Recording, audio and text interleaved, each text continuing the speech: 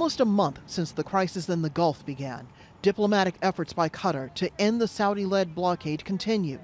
On Friday, Qatar's foreign minister went to the United Nations headquarters to explain his country's position to non-permanent members of the Security Council. On Saturday, he told reporters in Rome that Doha is willing to negotiate. Everything should be based on a proper process and proper framework and agreed principles among the parties. This list of demands made to be rejected. It's not made to be accepted or not made to be negotiated. The state of Qatar, instead of rejecting it as a principle, we are willing to engage in providing the proper condition for further dialogue. Saudi Arabia, the United Arab Emirates, Bahrain, and Egypt cut diplomatic ties and imposed a trade and travel blockade on June 5th, accusing Qatar of supporting extremism and having ties with Iran, which are too close. Qatari leaders deny the accusations and say the blockade of its land and sea borders, as well as the closing of airspace, breaks international law.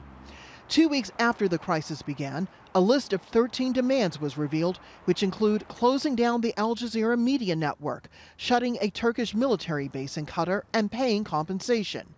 Both the Qatari government and Al Jazeera officials reject calls to close the network. Al Jazeera English is recognized as a established player in the international news and current affairs market. So we stand strong, and we will continue to do what we do, which is reporting the world frankly and fairly.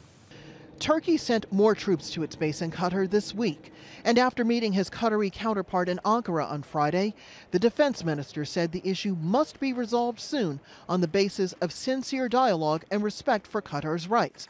More meetings are due on Saturday. Kuwait is mediating the crisis described as the worst ever between Gulf states in a decade.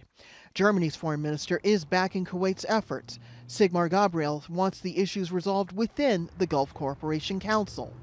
The European Union's Foreign Affairs Chief Federica Mogherini called for urgent talks, saying that all sides must resolve their differences. But Saudi Arabia says these demands are non-negotiable. However, the Russian President Vladimir Putin told the King of Bahrain on Saturday the crisis is, quote, having a negative effect on the region, and he called for direct and mutually respectful dialogue among all the parties. Rosalind, Al Jazeera.